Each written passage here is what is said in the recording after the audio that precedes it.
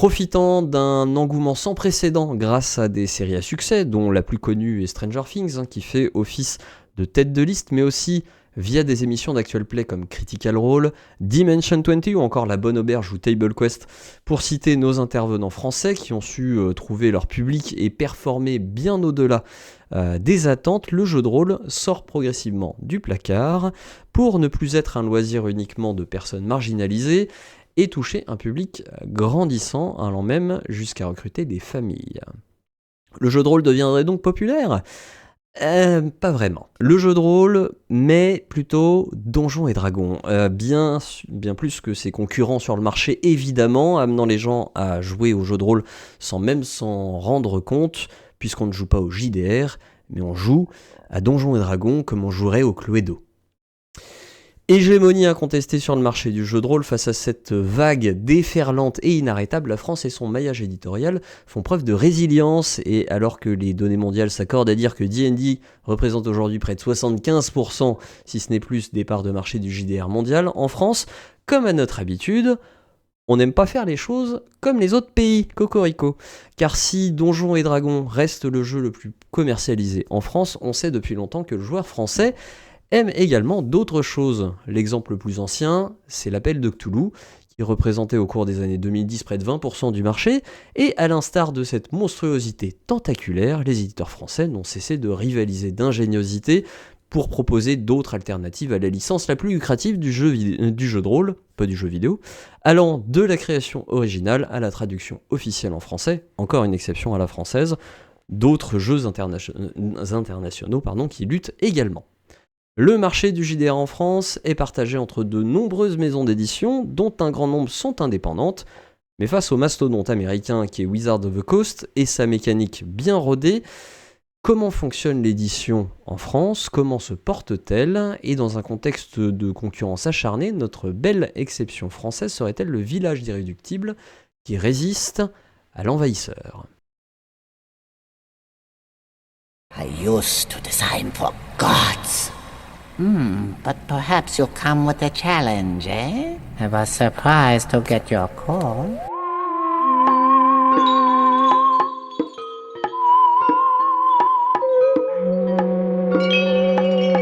Look, darling.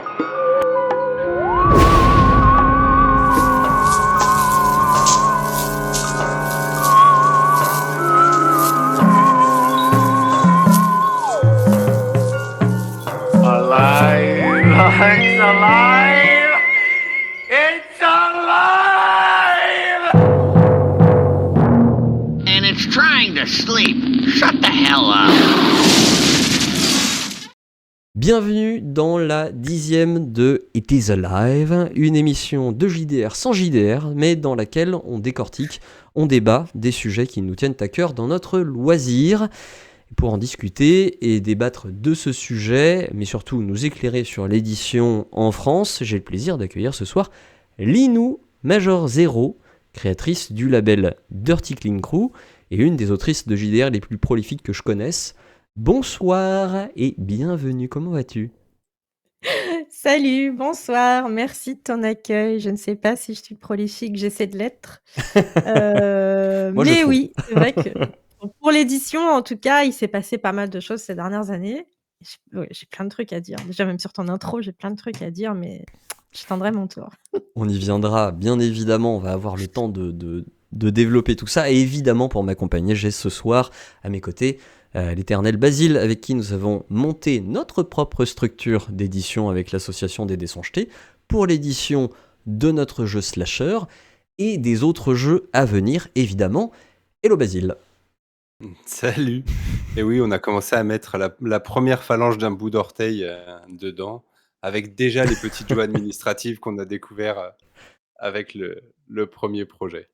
Oui, quelques petites découvertes où on se casse pas vraiment les dents, mais en tout cas on découvre en marchant au fur et à mesure. Donc on va en discuter aussi potentiellement aujourd'hui pour ceux qui, parmi le chat, peuvent se poser des questions sur l'édition ou comment se lancer. Je pense que Ouais. Linou, tout autant que nous, pourront répondre là-dessus. Et puis pour la partie un peu plus professionnelle, ce sera plutôt Linou que nous. Voilà. On va essayer de repartir de la base déjà et de se poser la question, c'est quoi un éditeur et c'est quoi son rôle aujourd'hui sur le monde du jeu de rôle. Pas que le monde du jeu de rôle, puisque on a de l'édition dans plein d'autres choses. Et donc, globalement, c'est quoi le rôle d'un éditeur? Bah, c'est une vaste question parce qu'en fait, ça dépend. Un éditeur, il a une ligne éditoriale et en fonction de sa ligne éditoriale, il fera pas la même chose. Donc je vais faire une réponse grossière, mais je fais exprès comme ça, comme c'est un débat, vous serez obligés de d'élaguer la réponse, grossière. Donc moi, je suis éditrice et autrice, puisqu'on m'a posé la question dans le chat et du coup, oh là là, vous allez voir, je vais vraiment être grossière. Alors un éditeur aujourd'hui dans le monde du jeu de rôle, classique, avant qu'on parte dans le jeu de rôle indépendant, parce qu'on va faire cette plongée-là, mais je fais exprès, hein, de pas y aller tout de suite, c'est de gagner de l'argent puisque c'est une société, qui vend des services.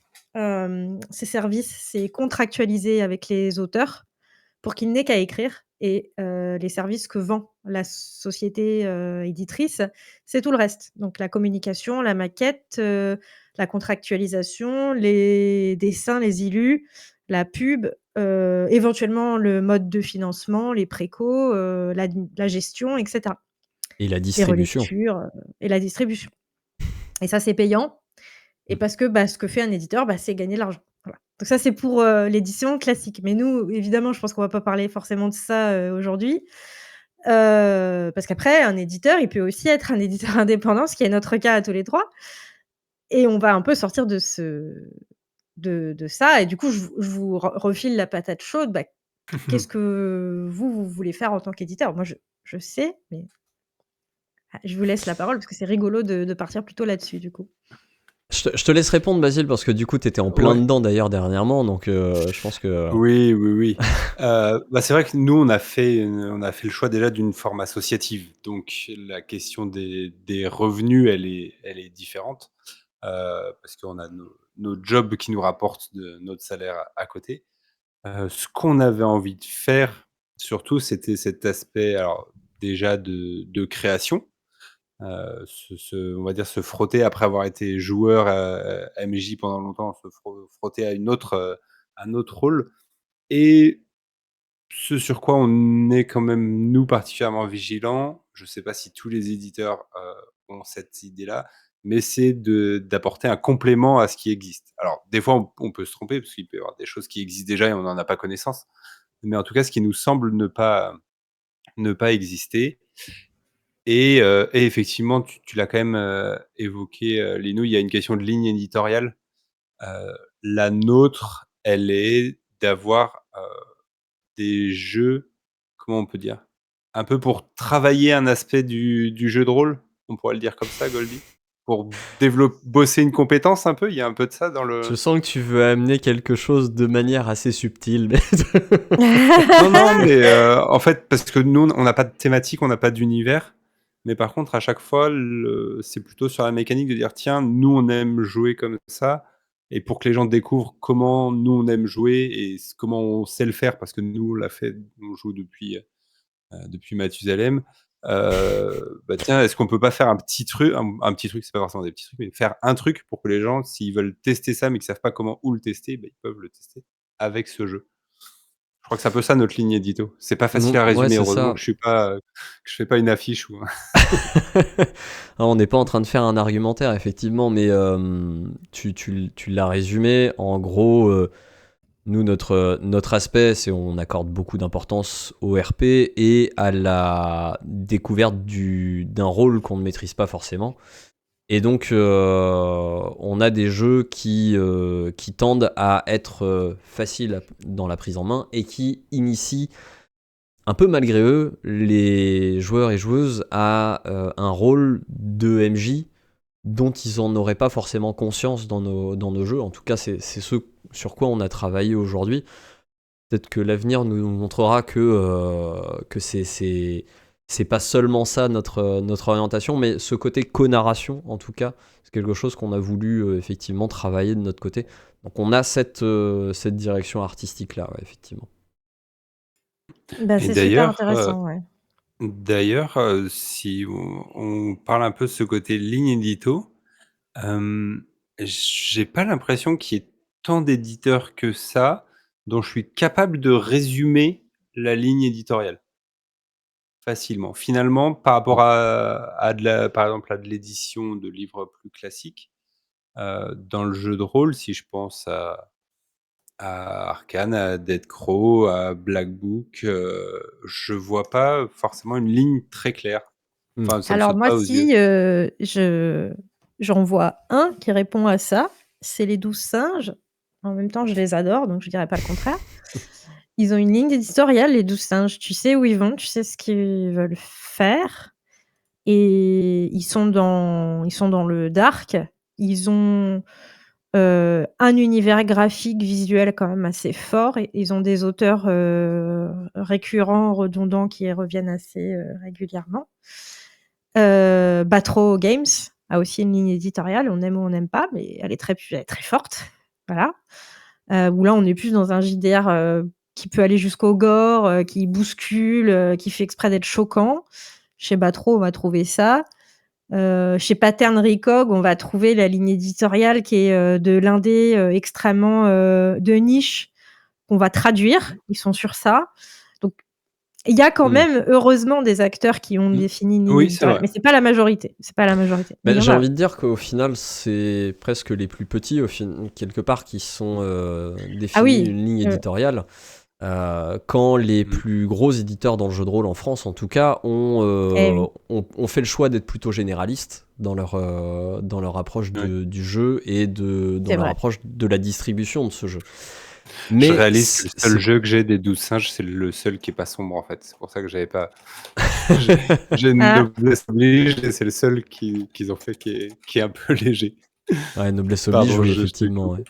Mais Oui, non, par effectivement. contre, on a un très bon contre-exemple qui est Wizard of the Coast, qui est le plus gros éditeur de jeux de rôle au monde, qui pour le coup, lui, a une ligne éditoriale qui sont exclusivement le monde des royaumes oubliés et Oui. de Donjons et Dragons. Donc, Eux, ils ont même qu'une collection, on pourrait dire. presque, parce qu'ils rajoutent quand même tout ce qui est Magic, The Gathering, etc., qui est Oui, à côté. mais Mais ils ont ultra spécialisé leur ligne éditoriale sur un univers, effectivement. Après, du c'est coup, est-ce que intéressant. Ah bah vas-y, je t'en prie. non, mais du coup, ma question, c'était est-ce que c'est peut-être finalement une obligation pour exister pour un indépendant d'avoir, une ligne plus franche? Qu'est-ce que tu en penses, Linou? Ah bah, c'est une excellente question. Bah, ça rejoint un peu ce que j'allais dire. Je suis pas sûre que ce soit une obligation, parce que je connais des indépendants qui n'en ont pas forcément, donc qui subsistent, qui ont du succès d'abord. Alors après, vous avez soulevé plusieurs points que je trouve hyper intéressants sur lesquels c'est intéressant de rebondir. Goldie, il dit: «Bah ouais, mais si tu regardes bien les grosses boîtes finalement, c'est celles qui sont les plus généralistes et qui ont un pot, pourri, de jeux très J'ai pas dit divers, Non, non, mais donc voilà. Non, en fait, du coup, je trouve ça intéressant parce qu'en effet, ont plusieurs ponts à faire. J'essaie de rebondir sans être trop longue. Oui, c'est les plus généralistes et c'est ceux qui ont le moins de lignes éditoriales parce que c'est ceux qui veulent gagner de l'argent. Et Ouais. quand on veut gagner de l'argent, c'est plus simple d'être lisse et de se mettre personne à dos, donc de surtout faire aucun choix. Parce que quand on fait aucun choix, on met personne en colère finalement, parce qu'on choisit jamais rien. Alors moi, ça c'est un truc qui me gonfle, hein, mais genre, totalement, et c'est une des raisons pour laquelle je n'ai pas souhaité, proposer mes scénars, forcément à des éditeurs, importants, même s'il y en a déjà eu un deux qui ont été, chez des éditeurs importants. Parce que du coup, j'ai vu ça de l'intérieur. J'ai vu ce que c'est que, ouais, c'est très surprenant de ma part, mais j'ai vu ce que c'était, si tu veux, d'avoir ce truc de, déjà, On veut on pas retouche froisser beaucoup une ton partie de ouais, c'est ça, l'audimat, par exemple. de l'audimat, ouais, et Mmh. puis on va beaucoup retoucher ton texte pour qu'il soit lisse. Donc Oui. moi qui va, toujours dire meneuse et joueuse par choix, politique, par exemple, il y a des éditeurs, «Oui, mais non, parce que dans le bouquin, nous, on fait pas ça». Bah ouais, mais en fait, tant pis alors, tu vois? Donc du Oui, coup, oui. c'est aussi pour ça que moi, je voulais avoir ma propre, maison. C'était pour dire: «Mais en fait, je vais faire ce que j'ai envie, parce que ma ligne éditoriale est forte et politique.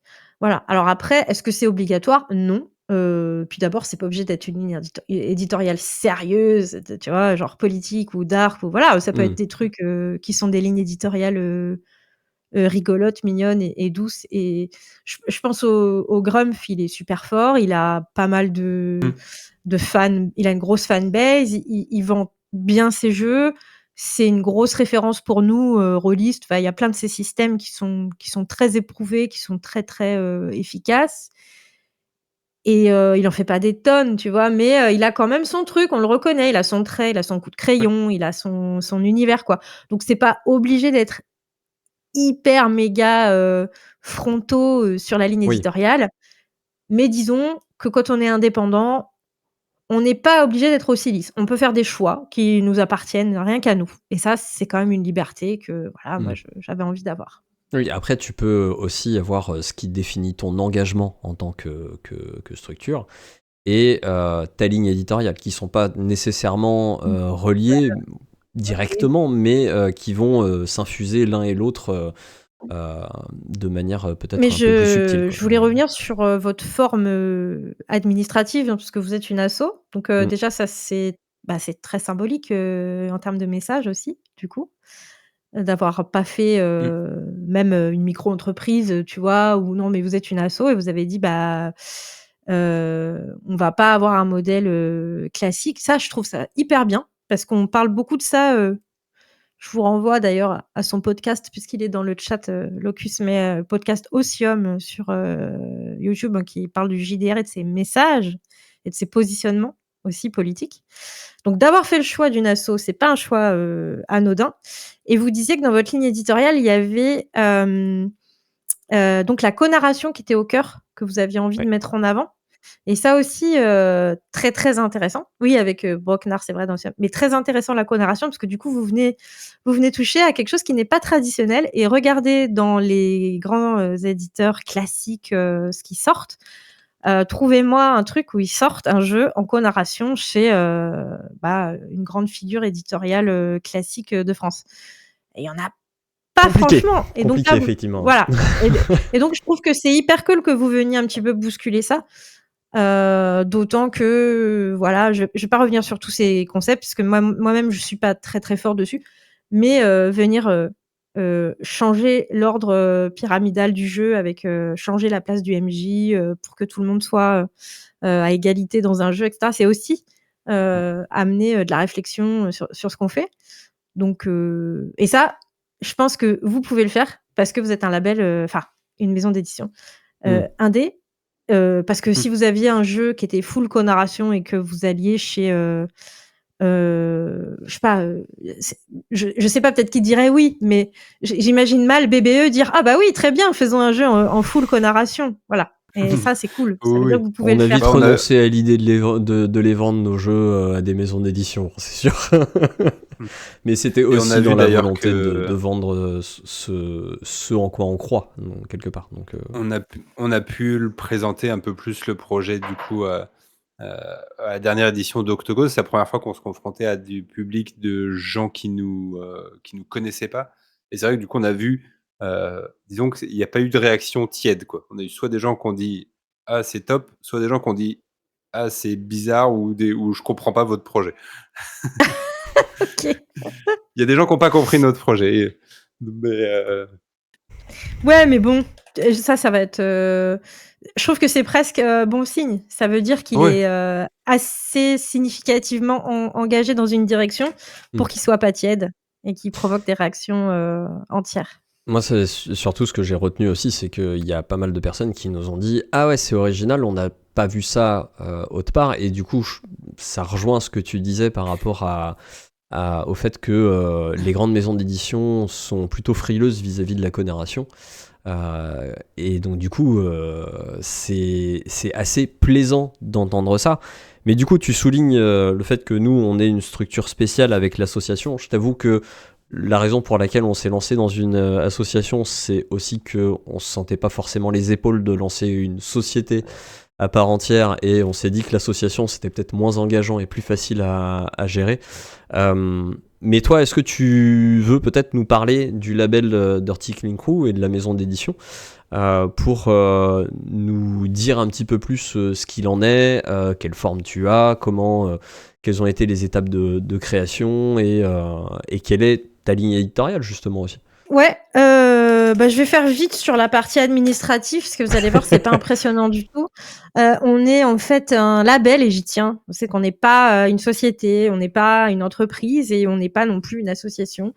On est un label d'indépendants. Ça veut dire qu'on est tous des travailleurs indépendants, déclarés, hein. On paye nos impôts et tout. Commencez pas à nous envoyer la police. Ça c'est URSSAF, voilà, tout ça. on déclare, moi je déclare à l'URSSAF, machin, voilà.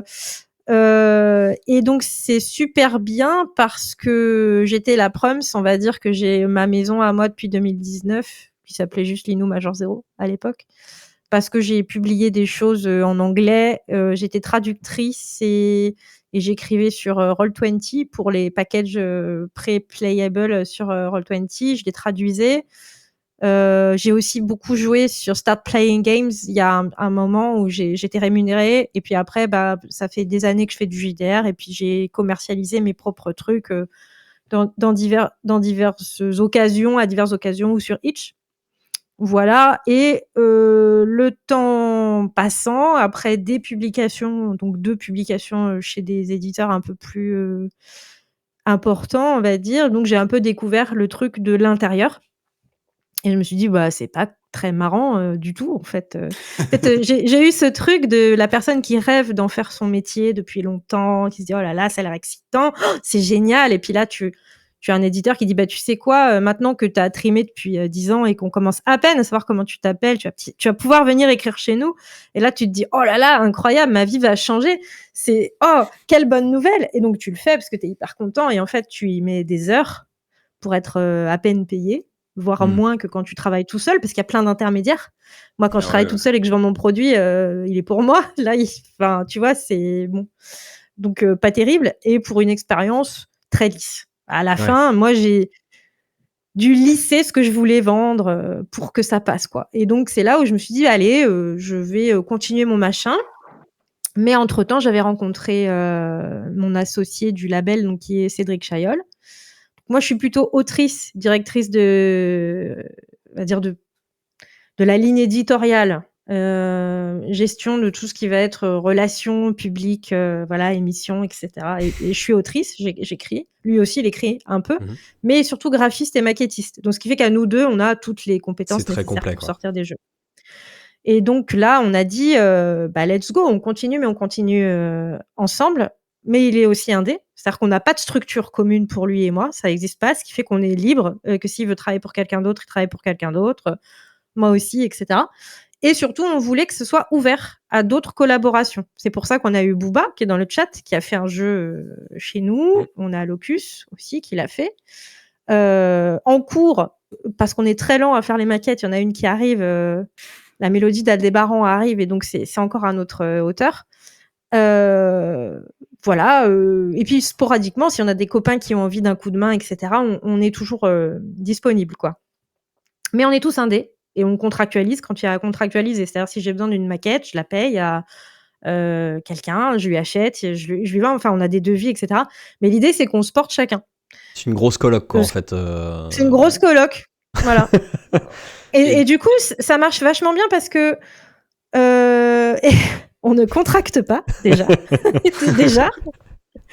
Ça veut dire qu'on est tous maîtres de notre budget, de nos finances et de ce qu'on va vendre et acheter. Et puis surtout, on choisit les gens avec qui on travaille. Ce qui n'est pas le cas quand on est dans une structure chez un éditeur classique où on va vous dire sur le recueil de scénarios, vous allez être 12. Et là, tu regardes la liste des gens. Et tu vois que dans la liste des gens, il y en a 2, ils sont de droite, il y en a un, c'est un pédophile, il y en a un autre, il est apolitique. Et tu fais, mais moi, j'ai pas envie de travailler avec ces gens. Du coup, là, je suis pas obligée. Parce que je vais aller chercher les gens avec qui c'est des atomes crochus, on se connaît, on a envie. Voilà. Et ça évite pas mal de soucis. L'autre truc. Du coup, vous avez une petite charte ou de gouvernance ou comment vous fonctionnez On a carrément Comment vous sélectionnez les projets, par exemple On a carrément une charte. que sur notre site internet. Et il faut rentrer dans la charte pour pouvoir être éligible à une collaboration.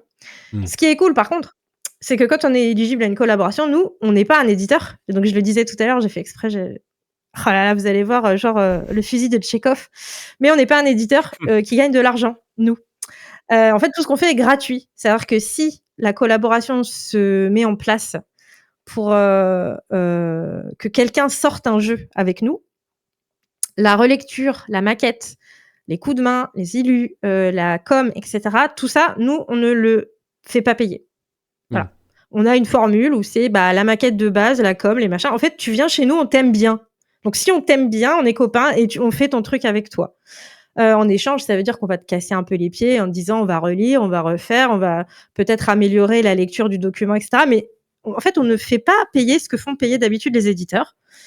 En échange de respecter la charte graphique du label et que toutes les communications soient maintenant pas ta communication à toi en tant qu'indépendant tout seul dans ton coin, mais une communication qui dise « Hey, je sors mon jeu au label machin ». Voilà. Et c'est tout ce qu'on demande en fait. Ouais.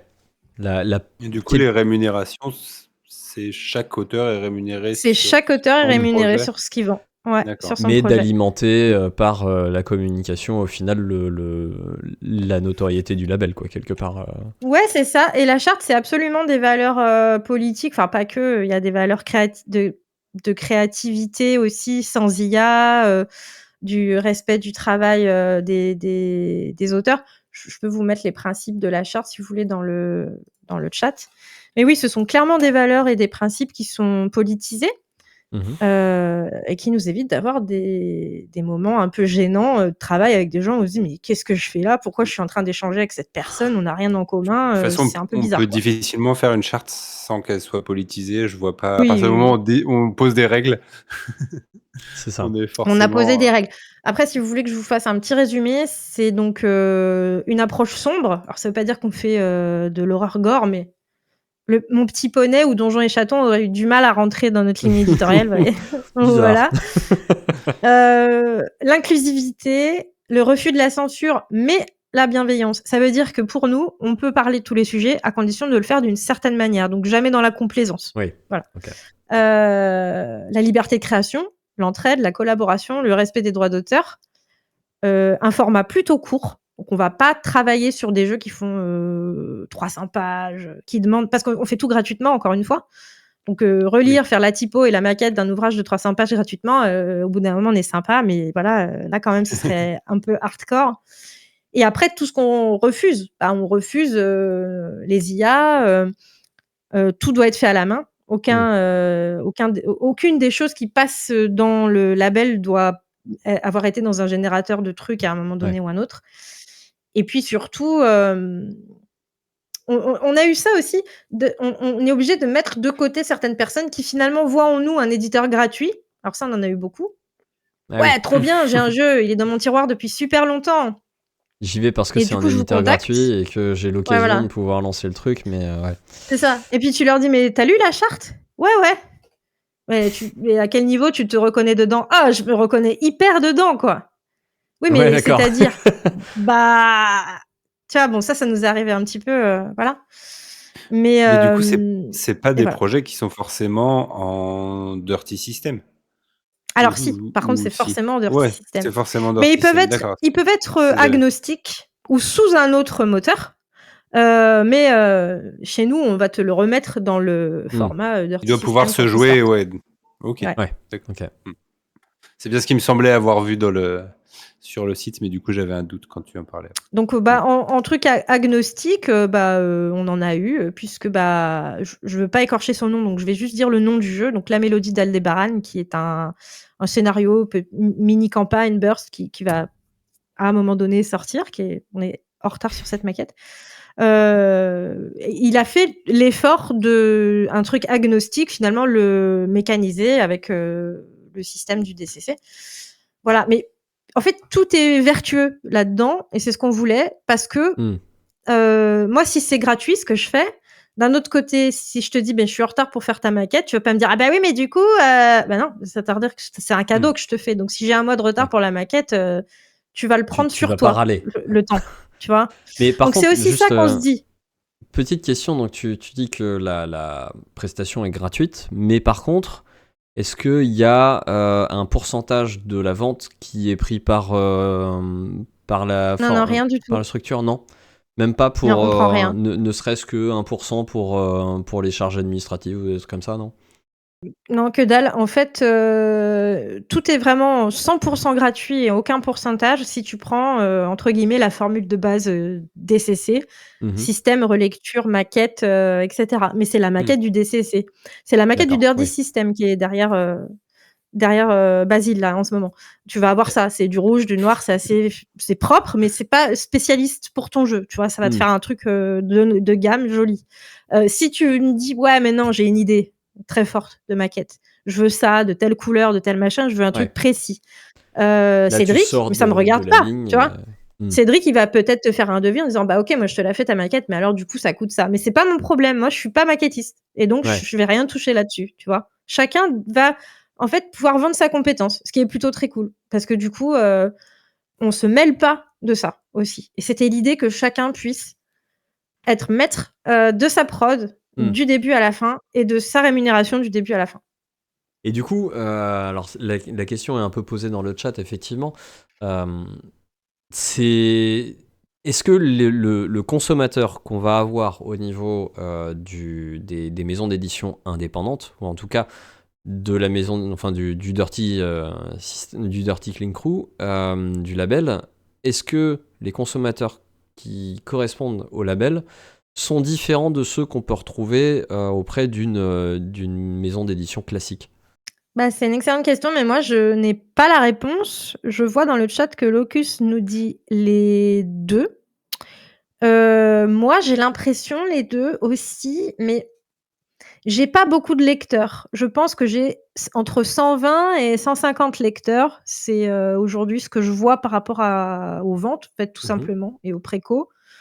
C'est à peu près entre les 120 et 150 noms de commanditaires de produits qui reviennent tout le temps, qui nous Mhm. suivent depuis 3-4 ans.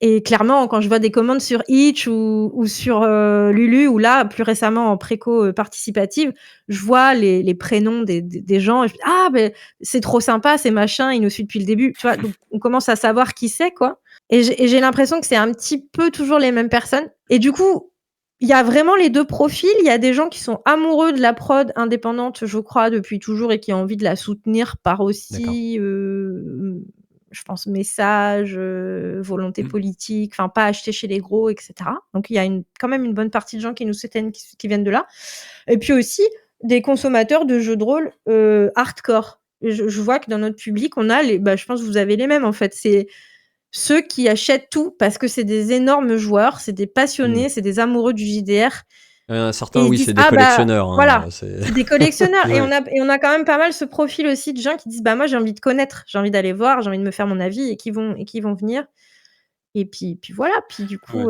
Je pense que peut-être aussi, autant pour le Dirty System que pour Slasher chez nous, peut-être que les gens qui s'intéressent à ce qu'on fait, c'est aussi des gens qui ont déjà certaines étapes dans leur découverte du jeu. Je suis pas mmh, sûr qu'on tombe, déjà en termes de visibilité, quand on part directement sur nous, ça me paraît peu probable, mais en termes de propositions aussi, on a des choses spécifiques. Je voulais revenir un tout petit peu sur ce que tu appelais le pack de base du label. Si je regarde un peu ce que vous avez fait, en termes de DA, Orphans, le triage, ça, c'est des choses qui sont dans des propositions spécifiques ou qui sont, ah bah, c'est dans les miennes, en les fait. Du coup, les miennes, je fais, des jolis trucs, rien que pour moi. d'accord. On n'est jamais mieux servi que par soi-même. Ouais, non, là, c'est mes produits, enfin, Non, c'est mes c'était jeux. pour me rendre compte Ouais. de à quoi ça Biome ressemblait, Bah, Biome, par exemple, Guillaume. c'est, tu peux regarder ça, c'est un truc qu'a fait Locus Solus, donc qui est dans le chat. Mhm. Ouais. Je pense que la maquette, lui a coûté très peu, parce que Cédric a dû lui faire un truc de copain. Voilà, moi, je suis pas au courant, hein, de tout ça, comme je vous dis, on se mêle pas des choses comme ça, mais Mmh. enfin, Ouais, ouais, non, mais c'est ça va pas du tout atteindre, les prix des camarades, éditeurs, classiques, quoi et si tu veux regarder Nous Sachons, alors Nous Sachons, il est, je pense sur le Itch de pas. Et ben pareil, ça c'est un truc que Cédric a Ok. fait. Et si je me trompe pas, il l'a fait gratuitement, mais avec un accord. Tu vois, ils se sont démerdés en mode bon, si jamais tu gagnes 2 millions de dollars avec ton jeu, vas-y, je te filerai un petit billet. Tu vois, c'était une sorte d'accord comme ça. Ouais, donc on est quand même sur des choses, enfin, avec une DA qui est loin d'être Ah oui, minime. on est loin. Enfin, Ah oui, justement, on est loin d'un truc minimaliste, quoi. Et derrière, si on est derrière ma vraiment, question, je voulais un peu voilà. le souligner aussi, c'est que ce que vous faites de base, votre pack C'est de quand même base, il est travaillé, déjà ouais. d'une qualité certaine par le travail de Cédric. Bah, notre pack de base, si tu veux, c'est J'aime le Dirty beaucoup en plus. System. Le truc qu'on va vraiment faire en mode, on glisse le texte, on coule la maquette, comme dirait Cédric. C'est son expression. Mmh. Mais il dit ça parce qu'en fait, Oui, ça oui, revient un peu à faire je ça. vois bien. Tu drag and drop le truc, quoi, tu vois, dans le modèle maquette. Ce drag and drop dans le modèle de maquette, c'est la maquette du Dirty System, et ça, c'est full gratuit, et c'est la base de chez la base, quoi. Et Je vois. du coup, aujourd'hui, donc tu vends essentiellement en format numérique avec un peu d'impression, plutôt impression à la demande, ou c'est des impressions en masse que tu fais et t'envoies après? Bah, il y a les 2 en fait, Ouais. bah, alors ça, c'est compliqué parce qu'avec, justement le fait qu'on est tout petit et que nos niveaux de revenus sont minimes, on peut pas faire tout ce qu'on veut avec ça. Mmh. On a principalement fait du print on demand et du PDF jusqu'à présent, avec un succès, relatif, mais on avait envie de pouvoir, imprimer en plus grande quantité et puis distribuer en plus grande quantité et avoir un peu d'avance d'impression. Je ne vais pas rentrer dans les détails, financiers, mais disons que pour que les gens comprennent pourquoi c'est complexe, c'est parce qu'en fait, ce qui coûte cher en faisant un jeu de rôle, c'est pas de l'imprimer, c'est pas les impressions qui coûtent cher. Parce qu'en fait, ça vaut rien d'imprimer un jeu, donc ce qui coûte cher, c'est de le fabriquer, mais au sens, qu'il existe, qu'il soit De le écrit, créer, qu'il soit ouais. illustré, de le créer, de faire un PDF. En fait, ça coûte hyper cher. Ça Mmh. coûte plus cher, si on va par là, de faire exister le PDF que Tout à fait. de l'imprimer, en fait. Mais l'esprit de l'acheteur, moyen de JDR, il a du mal à capter ça parce qu'il pense que le prix du jeu, c'est le papier, c'est le fait qu'il soit physique. Alors que non, c'est les petites mains qui le fabriquent. Du coup, nous, on n'a jamais fait de PDF gratuit. On les fait moins cher que les versions papier, mais on peut pas se permettre de les faire en gratuit. Et surtout, on a plutôt fait des POD parce que du coup, le prix, de l'impression et de l'expédition ne reposait pas sur nous. C'est, voilà, ça D'accord. reposait, sur la plateforme, Lulu qui le faisait. Mais, on s'est dit: «Bon, OK, maintenant qu'on est arrivé là et qu'on a», je disais, entre 120 et 150 lecteurs, ce qui pour un indé, bah, c'est pas dingue, mais c'est quand même, cool. Donc voilà, Mmh. ça commence à avoir du sens. On a voulu faire autrement, donc on a fait un financement participatif, mais on l'a fait au moment où le texte du jeu en question était finalisé. Il est écrit, le texte. Donc en fait, si tu veux, le financement, il va servir à payer, correction, illustration, maquette, impression. Et ce qui est cool, c'est que du coup, on va pas imprimer le nombre de jeux, que les gens ont précommandé avec la Oui. somme. Tu On vas va en pouvoir imprimer imprimer un peu plus. plus, du coup. Tu vois? Voilà. Voilà. Et là, ça commence à être intéressant, financièrement, parce que du coup, ces exemplaires entre guillemets, supplémentaires commandés par personne, ils sont néanmoins financés. Donc à partir de là, quand ils seront vendus, ce sera un bénéfice, Ouais. pour, Un bénéfice net moi, et en qui l'occurrence. sera du coup beaucoup plus intéressant. Voilà. Et est-ce que, parce qu'aujourd'hui tu n'es pas présente en boutique, est-ce qu'avec ce type de crowdfunding et ce type d'impression en avance, on va dire, de précommande, tu envisages peut-être de débarquer en boutique? Est-ce que c'est un objectif pour toi, la diffusion en boutique? Bah, j'aimerais trop. En fait, ça a déjà été un petit peu le cas sur, des mini boutiques d'indés, des bords de Micelle. Je vous fais le coucou d'ailleurs en passant. Et puis Trollune à Lyon qui a nos ouvrages en rayon, bien sûr, parce qu'ils ont tous les Lyonnais en rayon, donc voilà. Sinon, bon, je m'excuse, j'ai d'énormes problèmes réseau, hein, donc je vous le dis, peut-être que ça coupera, mais je reviens si c'est ça. Donc j'aimerais, mais c'est toujours très compliqué parce qu'ils demandent, un prix, boutique qui est très bas, Ouais. heu, qui pour nous est parfois difficile. Donc, s'ils prenaient de grandes quantités, on pourrait, mais du coup, comme on est tout petit, ils prennent pas de grandes quantités. Alors, comme ils Ouais. prennent pas de grandes quantités et qu'ils C'est veulent le un prix serpent qui se super mord la bas, queue. c'est un peu dur. On a rencontré aussi Voilà. la problématique pour Slasher où du coup ça nous a fait nous reposer la question sur l'impression et l'impression à la demande. Pour l'instant, on n'a pas encore acté sur ce sujet-là, mais effectivement, pour les auditeurs qui nous écoutent, sur la partie boutique, ce qu'il faut savoir, c'est que une boutique va marger à hauteur d'environ 30% sur un livre. Quand elle est pas trop gourmande, des fois, ils demandent jusqu'à 35, ouais. Voilà. Ces 30%, c'est pas du pur bénéfice, hein. Il y a évidemment la charge Oui, de leur charge à eux et tout. voilà, les charges du magasin, charges des employés, etc., qui viennent se compter là-dedans, évidemment.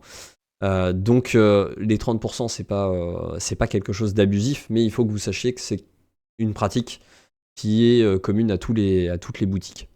Ce qui fait que, logiquement, là où un auteur peut tirer une rentabilité qui est très importante sur un livre qu'il va vendre directement, le vendre en boutique, c'est prendre un risque et se priver d'une grosse part de revenus. Parce que globalement, les revenus pour des auteurs vendus en boutique, ça va être contenu, si je dis pas de bêtises, entre 4 et 10% la plupart du temps. Après, on jette pas la pierre aux boutiques, Ouais. puisqu'on sait que c'est quand Non, même non. pas facile non plus pour eux. C'est pour ça que je et ce tenais qui est- à débunker un peu le 30% et ce qu'il y avait derrière. Et pour les gens qui le sauraient pas, en France, il y a une loi aussi sur le prix unique du livre. Donc, si Ouais. on a créé son livre, qu'on le vend en direct et qu'on n'a pas pensé à tiens, peut-être un jour j'irai en boutique, bah, si on a mis un prix trop bas parce qu'on faisait de la vente directe, nous, c'est un peu ce qui nous est, qui nous est arrivé. Oui. C'est qu'au moment où on a fait du coup le calcul avec les moins 30%, alors à nouveau avec notre forme associative, nous, c'est pas notre revenu, donc l'erreur est moins pénalisante. Mais du coup, on a dit, ah oui, du coup, il faut que ça passe, que ce soit aussi en boutique à ce prix-là. Et donc, hop, tout le calcul, tout ça, c'était différent. Mais bon, on a quand même été Bah, moi, content de pouvoir pu être dans une pour le côté Oui, c'est ça. symbolique de la chose. Alors, pour ceux que ça intéresserait, donc on est présent dans la boutique, nous, Lootbox, qui est notre À partenaire. Nice. Et par contre, pour tout vous dire, en fait, heureusement qu'on est une structure associative et qu'on ne se repose pas là-dessus. Parce que pour être présent chez Lootbox, je crois que notre marge, elle est de l'ordre de 1%. Ah la Le reste, vache. ouais.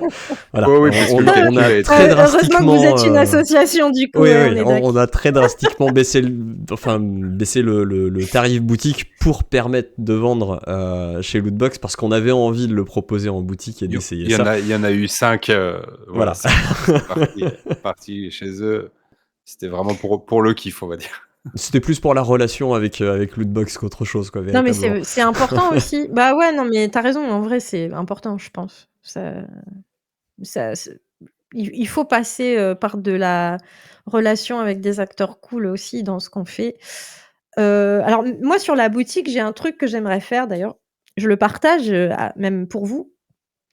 Je sais pas si ce sera possible, mais sur les grosses boutiques, c'est difficile, voilà, pour les raisons qu'on a évoquées. Nous, on s'est quand même mis dans la boutique PDF de Philibert et on a la nôtre de boutique en ligne puisque notre site est un site marchand, donc on peut acheter nos livres directement sur notre site. Enfin, en fait, en gros, notre site passe commande et imprime et livre en POD. Enfin, on n'a pas de stock, quoi. Mais j'aimerais, et je fais un rebond sur ce que j'ai entendu dire Thomas Munier dans le podcast Ossium. Enfin bref, bonsoir Thomas, si tu passes par là un jour. Il disait, dans un monde capitaliste, en fait, on tend à favoriser les relations à distance avec le matériel informatique, à délocaliser énormément, à étaler les distances de relations et à se couper des relations locales. Voilà. Bon, je vais pas rentrer dans les détails de ce qu'il disait, mais j'étais très touchée par son analyse parce que je la trouve vraie. Et il y a une chose, moi, que j'aimerais faire, c'est travailler avec des boutiques extrêmement locales et rurales. Alors, vous allez dire, ah bon? Bah oui, parce que, bon, à Lyon, c'était plus compliqué parce que c'est une grande ville. Je me suis rapprochée des boutiques locales, mais elles ont déjà des rayons énormes. Enfin, c'est pas des petites boutiques, quoi. Quand on est dans Ah, une c'est ville comme compliqué ça, de en fait, trouver une place dans des voilà, il y a boutiques pas qui de sont déjà petites énormes, ouais. boutiques. Mais sur la ruralité, là, on va déménager d'ici peu, pas loin de Lyon, mais on sera plus en ville, quoi. Mmh. Il y a plein de choses à faire. Et moi, je me dis, la boutique locale, la petite librairie du coin, l'association qui permet aux artistes locaux d'exposer et ou de vendre des trucs sur un petit marché, une brocante, un machin. Mmh. Bah, en fait, je pense que ça fait un peu partie du truc. Après tout, on est indé, on fait tout à la façon entre guillemets à la main, en petit réseau. J'aimerais bien développer ce petit réseau-là pour aussi vendre les jeux et pourquoi pas aller dans les boutiques d'artisans locaux où tu sais, tu as plusieurs artisans qui se mettent au même endroit pour vendre leurs trucs et qui partagent les frais du lieu. Enfin, voilà. Et tout ça, c'est des trucs que j'ai pas encore fait, mais qui sont vraiment dans un coin de ma tête Ouais. que j'ai envie de développer Mais vraiment localement. quelque part, en fait, quand tu fais ça, tu reprends le principe des grandes sociétés qui ont des équipes de commerciaux, sauf que ces équipes de commerciaux, elles ont une zone locale sur laquelle ils s'occupent.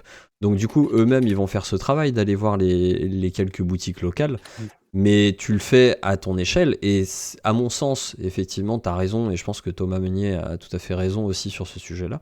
Je pense que c'est le meilleur moyen de progresser doucement, et parce qu'on est sur de l'édition et donc sur quelque chose aussi qui touche sur Internet facilement, potentiellement beaucoup de monde, on a tendance tout de suite à vouloir se projeter très grand et à vouloir toucher très large, alors qu'en réalité, si on était sur un produit artisanal qu'on fabriquait à la main et qu'on vendait juste à côté de chez nous, je pense que la première démarche logique qu'on ferait, ce serait d'aller voir les boutiques du coin pour Ouais. essayer de les vendre. Donc, Moi, ça va être ça mon truc. En fait, tu vois, ça va vraiment paraître. Enfin bon, c'est pas grave. Mais c'est un peu un t'inquiète, y a pas de concept paraître chez nous. c'est un peu un concept d'AMAP, tu vois. Mais au lieu que ce Ouais. soit des fruits et légumes, c'est du JDR ou des créations artisanales. Mmh. Et en fait, c'est un truc qui m'intéresse depuis longtemps, mais que je pouvais pas mettre en place sur Lyon parce que je me sens dépassée par la taille de la ville. Et puis, de toute façon, les boutiques ici, elles sont quand même des boutiques importantes. Donc, enfin. Voilà, en ruralité, ce qui est intéressant, c'est que le mec ou la nana qui a sa petite librairie, je sais pas, d'une ville de 3 ou 4 000 habitants, qui va être la plus grosse du canton, il a pas toutes les références. Il a pas la place que tu as dans une boutique à Paris ou à Lyon. Et aller le voir en personne avec tes livres imprimés en disant mais combien tu m'en prends, est-ce que je les mets sur tes rayons, etc. Ah, je trouve ça cool, en fait. C'est une chose que j'ai envie de faire. Et de voir comment ça se passe et puis me mettre en relation avec tout ce qui est le coworking rural, parce que ça se fait de plus en plus, il y a des espaces de Ouais. coworking rural, je vais aller voir ça. Les médiathèques, les bibliothèques, en fait tout ce qui est Les vraiment structures local. associatives aussi. Voilà. Enfin, Je pense que on peut, nous, ce que feraient pas forcément des gros, justement, c'est un peu Ouais. notre force. Nous, on peut faire ça. On peut aller voir les gens vraiment et tout. Sur de l'extrême localité, effectivement, ouais. Et surtout qu'en plus, moi, je suis même prête à écrire des jeux qui mettent en valeur le patrimoine local, tu vois, parce que ça m'intéresse. J'écris beaucoup sur l'histoire donc réelle, même si je la sur Pont transforme. Saint-Esprit, par exemple, à tout hasard. Par exemple. Oui, ou sur Donc Pépin voilà, le Bref. Et sur Pépin le Bref, exactement.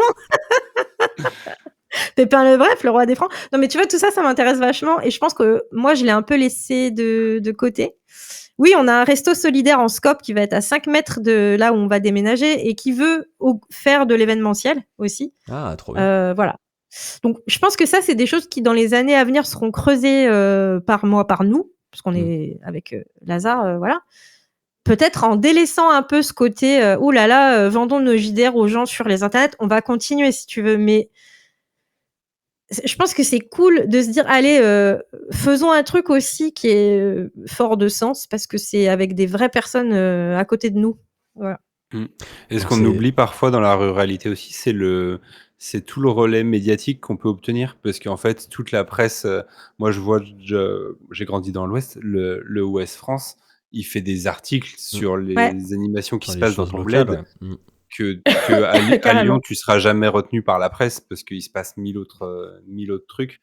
Et du coup, tu peux être vu après par les municipalités et tout, et avoir aussi de la visibilité, mais aussi la satisfaction de se sentir considéré comme un acteur dans des zones rurales aussi.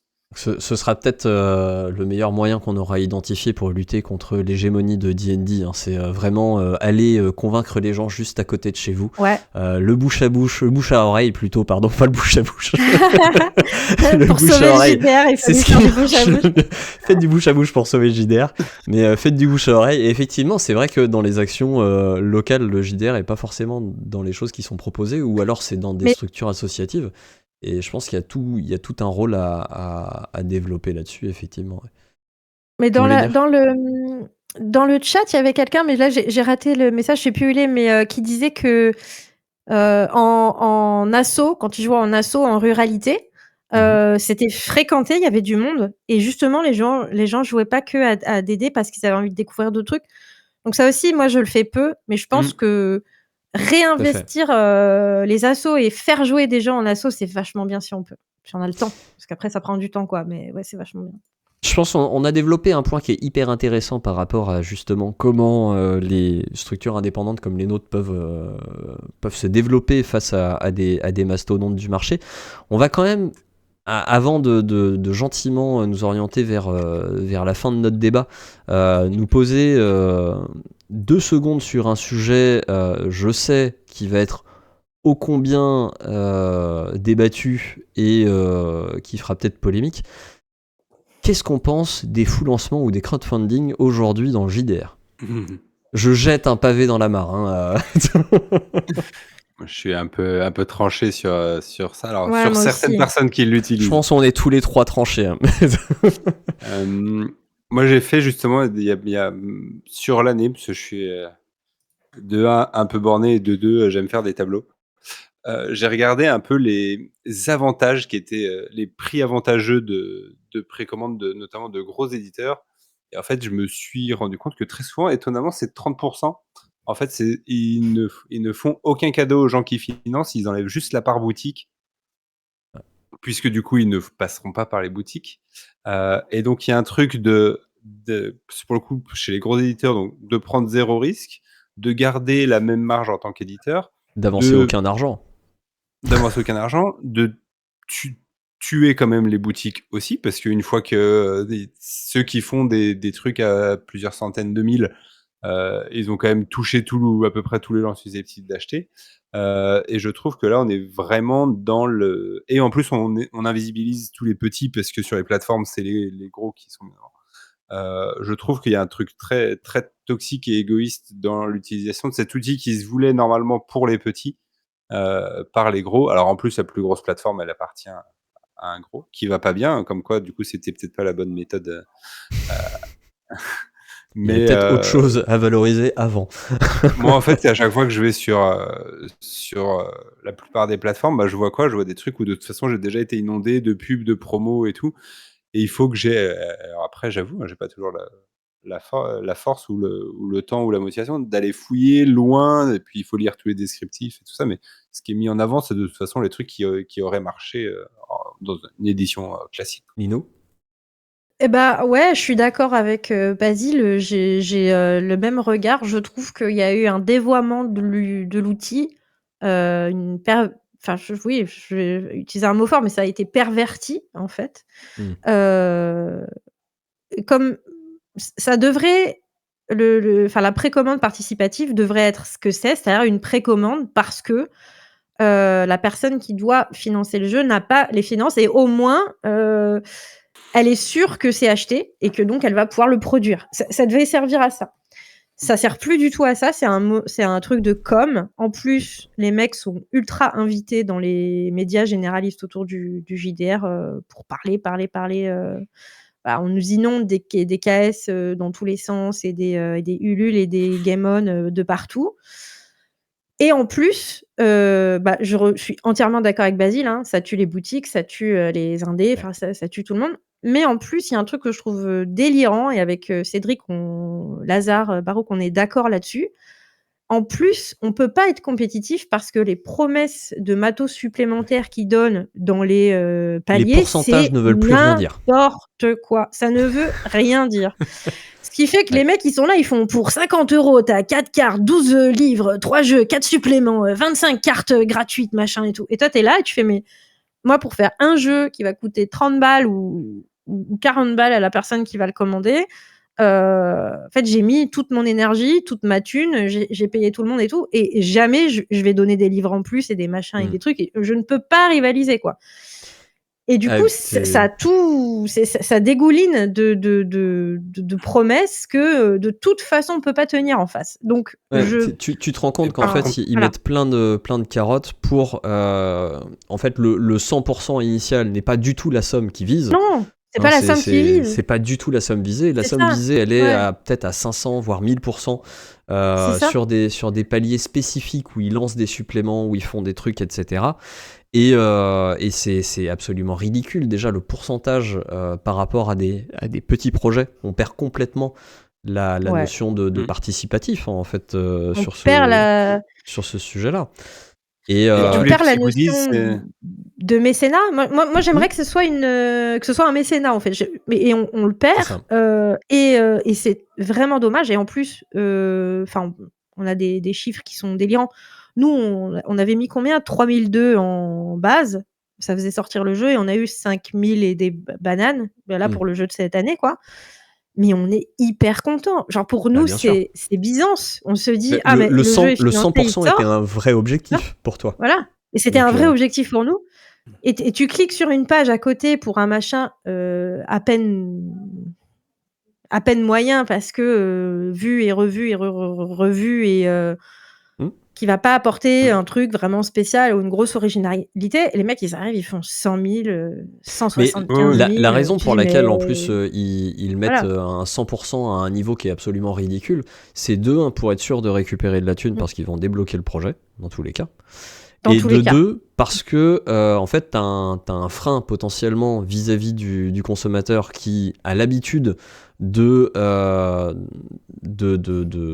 prendre moins de risques aujourd'hui, hein, c'est ça. C'est que si tu participes à un projet qui est en dessous de 100%, tu dis, je prends un risque que ça marche pas. J'aurai peut-être mon retour d'argent, mais je prends un risque de jamais voir le truc sorti. Alors qu'en mettant le 100% bas, tu te dis, je prends zéro risque, le truc il va sortir. Ouais. Et après, faut pas oublier Donc aussi tu casses la logique de prise de risque aussi. Mais faut pas oublier une responsabilité des plateformes, hein. On est sur Internet, C'est donc clair. Oui, comme c'est vrai. toute plateforme, Tout à on fait. arrive à un stade de merdification. Je vous invite, c'est une vraie théorie, la merdification d'Internet et des plateformes. Et effectivement, beaucoup mettent en avant les projets en fonction de leur pourcentage. Donc forcément, moi j'ai un copain dans la BD il y a quelques années, quand on était au début du crowdfunding, il avait fait une BD il était éditeur, il allait la sortir avec un objectif à 1 €. Du coup, il a fait, je crois, 25 000%. Et du coup, il était au top de la Il était plateforme tout le temps. propulsé sur le machin tout le temps. C'est ça. Ouais, voilà. Et du coup, les plateformes contrôlent pas ça. Les plateformes pourraient limiter le nombre de projets aussi par porteur, de dire Bien tu sûr. fais 2 projets par an. Enfin, normalement, si t'es c'est énorme, 2 projets par an, c'est... s'assurer que les choses ont été publiées avant d'en faire d'autres, parce que l'avalanche de goodies aussi, c'est aussi souvent une bonne excuse, parce que là où il n'y a pas de promesse, par contre, c'est sur la date de sortie, hein. Bah, c'est Alors ça. là, très souvent, Et après, ça va être... Oui, alors on ouais. n'a pas reçu les casquettes, donc du coup, on a un petit peu de retard, oui, bien sûr. Comme finalement, clair. on a débloqué la nouvelle reliure, machin, bah, du coup, c'est plus long, parce que souvent, en plus, ils ont même pas forcément vérifié que leur presta, ils savaient faire ça et tout. Bah non, bien Et du sûr. coup, tu te retrouves avec des jeux qui prennent 6 mois, 1 an de retard, voire plus. Et c'est une dinguerie, qu'il n'y ait pas d'engagement. Enfin, moi, je voudrais des Sachant crowdfunding que... où j'ai des indemnités de retard, hein. Sachant que personnellement, Ouais. quand je... Chez les gros, bien sûr. Les petits, c'est différent. Quand je participe à un crowdfunding, l'avalanche de goodies, ça me fait chier. Moi, honnêtement, Ouais, recevoir 36 000 objets dérivés d'un jeu que j'ai pas encore à la maison, où je sais pas ce que je vais en foutre, des stickers en veux-tu en voilà, où je sais pas où je vais les mettre, des planches d'artwork qui sont super beaux, mais bon, à un moment donné, mes murs, ils ont déjà leur déco.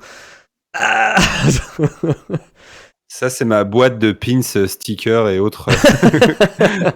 Voilà, moi j'ai envie de dire, arrêtez de faire la surenchère, ça sert à rien. Et puis surtout, Ouais. quand vous avez les reins de véritablement soutenir les lancements que vous faites, prenez le risque de dire nous on fait pas de financement participatif parce Ouais, que on sort on un n'en jeu, a quoi. pas besoin, on sort un jeu, mais par contre allez faire des vrais plans de lancement et de communication en lien avec les boutiques, que ce soit des flyers qui soient posés en boutique, ça coûte pas grand chose, que ce soit de la communication que vous faites pour elles, etc. Et vous encouragerez vachement plus le maillage, quoi. Et puis à la rigueur, tu vois, je trouve plus malin sur un éditeur qui a de l'assise, qui fasse une préco pour un nouveau projet. Quand ils font une préco parce qu'ils veulent faire leur actual play pro, par exemple, et qu'il faut rémunérer les acteurs, les illustrateurs du projet, etc., Oui, machin, parce que c'est un nouveau quelque chose projet. qui sort de l'habitude, ouais, tout à Ça fait. sort de l'habitude et là tu te dis: «Bah, ça a du sens. En fait, on vient, acheter un truc nouveau et on vient faire du mécénat sur un nouveau truc». Sinon, c'est un peu, voilà quoi, bon et on Oui, l'avait pas mentionné, mais je voulais le dire aussi, en plus, les plateformes ne contrôlent pas, l'utilisation des IA dans les projets qui Ah leur bah non. sont soumises, en plus. Donc en ça plus, on on l'a n'est bien pas vu. à égalité là-dessus aussi. C'est-à-dire qu'il y a Ouais. des gens qui font tout à la mano et qui payent du coup les gens qui travaillent là, avec cette matière et puis il y en a d'autres, ils sont là, ils appuient sur 3 boutons et ils demandent quand même 5, 10 ou 15 000 € et c'est pas il y a pas de souci, ils vont aller sur la plateforme comme les Cela autres. dit, quelqu'un l'avait souligné tout à l'heure dans le chat. Je pense que le label sans IA, donc créé sans IA, enfin 100% sans IA ou je ne sais quoi, je pense que ce label-là a de très beaux jours devant lui. Et pour preuve, nous, on l'avait mis en avant sur Octogone pour la présentation de Slasher. On l'avait mis sur le Kakemono. Et il y a pas mal de monde, effectivement, qui nous ont dit « Ah ouais, puis c'est fait sans IA. Franchement, aujourd'hui, c'est bien de savoir ce qui est fait sans IA. » Parce que les gens aussi s'y perdent et je pense que ça va être un repère.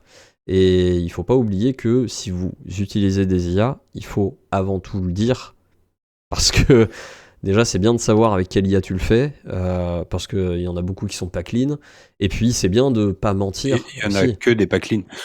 Il y en a que des pas clean et c'est bien de pas mentir pour des gens qui sont intéressés par un projet mais qui veulent pas encourager l'IA. Il faut qu'elles sachent que c'est fait avec de l'IA parce que potentiellement elles auront pas envie de Ils peuvent l'acheter. se sentir trompés aussi. Voilà, vous pouvez aller contre leur Et, volonté. je trouve que les éditeurs aussi, en plus, à force d'avoir mis tellement d'énergie dans des crowdfunding, alors certains ne savent plus communiquer autrement. Moi, j'ai acheté là ce mois-ci les 2 nouveaux livres de Monster of the Week qui sont sortis par Dead Crows, des bouquins qui sont quand même qui existent en anglais depuis 5 ou 6 ans, qui sont donc attendus, enfin par les joueurs en France, et il y a quand même c'est quand même un jeu connu relativement. Et ben leur communication est catastrophique. Enfin moi j'ai trouvé l'info parce que je scrute de partout et parce que je le veux et j'en pouvais plus de l'attendre. Mais j'en ai parlé à d'autres copains qui jouent, tout ça. Tout le monde a fait: «Ah bon, c'est sorti?» et même certains qui m'ont dit: «Ah mais j'ai pas vu le crowdfunding pour cela». Ouais. Parce que justement ils mettent les gens en fait Ils finissent par s'attendent à ça, s'abonner quoi. aussi puis s'abonner aux pages de crowdfunding, à la newsletter, voulez-vous être, tu toujours ça, voulez-vous être tenu au courant des prochains projets et du coup, ils voient plus que ça. Donc en plus, les éditeurs se tirent une balle dans le pied, sur leurs autres projets et après ils vont faire: «Ah bah oui, mais du coup, quand on fait pas de crowdfunding, ça marche pas». Parce qu'ils en parlent C'est pas. vrai que c'est pas évident de faire la communication en plus, enfin, d'autant plus quand on est indé, c'est vraiment difficile. Et ça passe, bah, par quand même pas mal de présence, oui, sur les réseaux, divers et variés, même ceux qu'on n'a pas trop envie de fréquenter parce qu'ils sont infréquentables et puis tu dis: «Mais si j'y suis pas du tout, on me voit où?» Enfin, tu vois, c'est C'est ça. ouais, on a clairement pas les mêmes, c'est pour ça que je reviens à la j'avais envie de revenir à la ruralité, à la localité. En fait, Bien on n'a sûr, pas ouais. les mêmes échelles et je me dis en n'ayant pas les mêmes échelles et ben, peut-être que Que ça c'est marchera mieux mieux. pour nous de dire: «Bah, OK, on prend l'échelle qui est la nôtre, qui est une échelle plus locale, dans la ville où on habite, avec les gens qui nous entourent et cetera» et puis en salon, parce qu'en salon, on rencontre les gens, c'est physique aussi Mmh. et en salon, ça peut être sympa, tu vois? Moi, j'aime bien. Je pense que là, au vu du temps qu'on a mis et de la digression, désolé, je voulais qu'on crache un petit peu sur les crowdfunding et sur la surutilisation et l'abus du crowdfunding. J'aimerais que le crowdfunding retrouve ses lettres de noblesse initiales pour véritablement être un mécénat, comme disait Linou. Mais voilà, je trouvais que c'était important de le dire. Je pense qu'on va clore ce débat pour aujourd'hui. On a parlé de beaucoup de choses. On a parlé de comment une maison d'édition indépendante pouvait aussi s'en sortir face aux grosses maisons d'édition. On n'a pas toutes les clés, évidemment, de réponse, puisque si on les avait, on serait déjà des maisons d'édition à succès. Moi, je voulais juste dire un dernier truc pour les gens avant que Vas-y. qu'on se quitte, c'est s'ils ont des jeux à sortir et qu'ils ont envie de le faire, je voulais juste leur dire, créez-le, faites-le en PDF, faites-le seul et pour commencer, avant toute chose, avant d'aller, dépenser de l'argent, et tout ce qui s'ensuit quoi, mettez-le sur une plateforme, où vous pouvez foutre votre PDF comme itch.io, c'est très bien pour commencer et je vais vous dire, franchement, faites ça 1 an ou 2 et prenez, vos 4 € par PDF, sans demander rien à personne et voilà et en fait, pour commencer, on n'a pas besoin de beaucoup plus et c'est très gratifiant et le reste, ça vient au fur et à mesure, en fait. Mais voilà, je voulais aussi remettre le doigt sur, c'est encore une référence à Thomas Munier qui disait, en fait, on va souvent chercher grand pour des raisons qui sont pas forcément les meilleures. Parce qu'en fait, si ça vous fait plaisir de créer, que vous êtes créatif, créez votre truc pour vous faire plaisir d'abord, mettez-le sur un endroit, accessible où le public, va le trouver, voilà et pareil, finalement itch.io, c'est un truc local c'est pas local du tout, c'est mondial, mais c'est de niche Oui. et les gens qui vont là-dessus, ils vont avoir envie de trouver du JDR indé aussi. Je pense qu'on peut clore ce débat sur cette très belle dernière prise de parole. Alors, j'ai pas l'impression forcément qu'il y ait de questions qui arrivent Il est un dans petit le peu chat. tard. Il est peut-être un petit peu tard. Du coup, on va évoluer gentiment vers les recommandations culturelles avant de se quitter en douceur. Donc, je vais laisser la parole à Linou pour savoir quelle est. À moins que tu n'aies pas eu le temps de réfléchir, peut-être. Sinon, je laisse peut-être parler Basile en premier. Sinon. Oui, je veux bien parce que j'ai un truc à dire, mais D'accord. Ok. comme j'avais pas préparé la question, je vais regarder ça. Très bien. Eh bien, Basile. Alors moi, c'est une recommandation musique d'un groupe qui pourrait servir éventuellement, si vous le souhaitez, pour vos JDR. C'est un groupe de Nantes, si je dis pas de bêtises, qui s'appelle The Ascending. Ok. Ce serait plutôt un peu du rock, mais très atmosphérique, très, je sais pas, très posé en tout cas. Et c'est avec plein de gens de la scène de Nantes. Il y a Claire qui est l'ancien chanteur de Stinky, un groupe de hardcore. Il y a Eddie Kaiser qui fait plutôt de la folk. Bref, ils ont sorti leur premier album, The Ascending, et voilà, c'est top. Ascending. Ok. Ouais. Très bien. Linou, est-ce que tu as une recommandation à nous donner ? Du coup, j'ai hésité longtemps, mais je vais vous en donner une. Donc, je vais vous recommander de lire, un peu le livre que vous voulez chez lui. Un livre de Marin Ledin, qui est un auteur de polar, que j'aime beaucoup. J'aime beaucoup le polar, j'en lis beaucoup et en particulier, j'ai beaucoup apprécié, Free Queens. Ok. Et Enoi, donc voilà, bref. Mais Marin Ledin, pourquoi? Alors c'est pas une autrice, je vais vous donner une autrice, mais bon. Mais parce qu'en fait, c'est des polars sans flics ou alors avec des flics, mais c'est pas des gentils, quoi. Enfin, c'est pas manichéen, c'est pas les flics sont gentils, le reste du monde est méchant, c'est pas ça. Free Queens, d'abord, c'est pas des flics et c'est des polars sociaux, qui traitent, de diverses oppressions, du racisme, du sexisme, de la lutte des classes. Enfin voilà, c'est vraiment du polar social où c'est pas toujours les flics les héros et où il y a des femmes fortes. Et du coup, je vous recommande Marin Ledin si vous aimez les polars, mais qui changent un peu. Ok, donc Marin Ledin, pour ceux qui nous écoutent en podcast, Ledin, Ledun. Voilà, si vous cherchez. Moi, de mon côté, je vais faire une petite recommandation concernant donc un jeu de rôle d'une autre association, enfin d'une autre structure associative. Je n'ai plus le nom de la structure associative parce qu'ils ne me l'ont pas donné, mais par contre, le jeu de rôle que je vous recommande, c'est 27C. Donc 27C, c'est un jeu de rôle indépendant donc, dans lequel vous allez incarner des ombres d'un personnage. Donc vous êtes tous des parties de la personnalité d'un personnage qui vont s'éveiller dans un moment où le personnage est lui-même mis en danger. Voilà, dans une situation où il est en danger, et elles vont s'éveiller pour se mettre d'accord entre elles sur ce qu'elles doivent faire pour sauver leur sujet. Donc c'est dans une ambiance en plus avec un univers qui est très sombre dans une ville post-apocalyptique un peu à la Elysium où il y a une société très pauvre en bas et une société un peu plus aisée, on va dire, en haut. Très belle représentation de notre société également, hein. Et donc du coup je vous recommande 27C si vous ne connaissez pas, comme ça vous encouragerez également le jeu de rôle indépendant et associatif. Donc on va pouvoir se laisser sur ces recommandations culturelles. Je vais vous demander un mot pour pouvoir clôturer ce live, un seul qui viendra résumer ce qu'on s'est dit aujourd'hui. Basile, est-ce que tu as un mot à nous donner? Liberté. Liberté, ok, ça marche. Merci Bravart. Linou? Bah du coup, révolution. Et moi je vais dire localité, voilà.